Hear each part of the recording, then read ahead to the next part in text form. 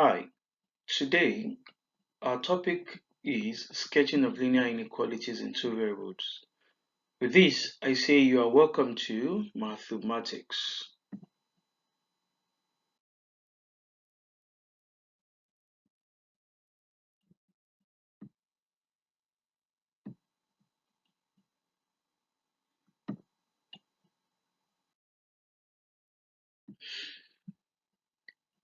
At the end of this lesson, you will draw any two variable linear inequality.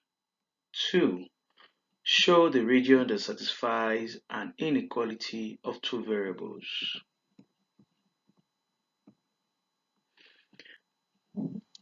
Before we dive into the topic for today, please I want to or encourage you to watch videos on ways to sketch a straight line graph as shown here.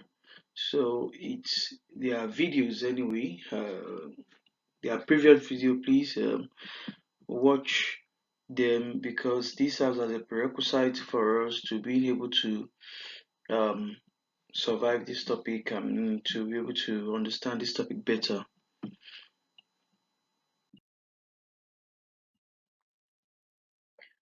Let's discuss about steps to sketch a two-variable linear inequality graph.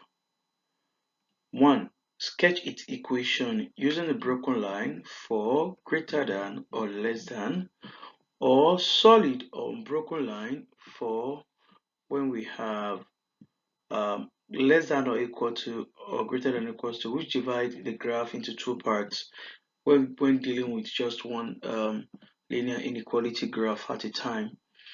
So that's the first step. The second step is to test a point outside the line. We pick a point outside the line of the inequality, we test it. So if test comes out at false, we shade the region or side of the point. Please observe that the line has already divided our graph into two parts. So wherever the point is, if the test comes out as false, we shade the region of the point. But if it comes out as true, we shade the opposite side of the point. Note, the unshaded side is the required region. In case of simultaneous linear inequality in two variables, so as to give a clear region, required region. So that's why we decided to shade the um, leave the required region blank. You appreciate this when we get to simultaneous linear inequalities.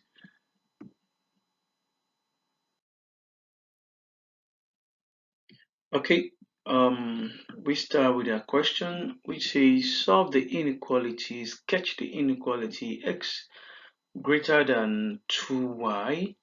So let's have a step summary. Sketch it equation using broken line for when we have greater than or less than, or solid line greater than or equals to or less than or equal to. 2. Test the point outside the line, and when your test comes out as true, you share the opposite side of the point. When it comes out as false, you share the side of the point. Note, the unshaded region is our required region. So the first thing is to sketch its equation. And let's have our x, y-axis and the x-axis where they are meeting is the origin. Um, please be encouraged to look or go back to the videos of how to sketch um, linear equations. So we won't be doing much of that right here. So now because this is x equals to 2y, 0 comma 0 is surely a point.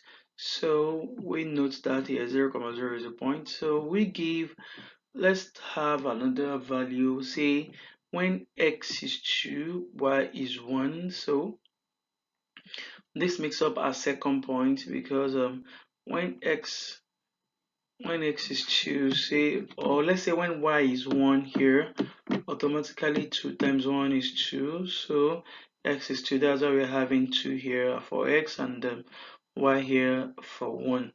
Okay, so we then have our 2 points now. Next is to draw a broken line. We have a broken line. Why? Because it is strictly greater than. So we test a point outside the line.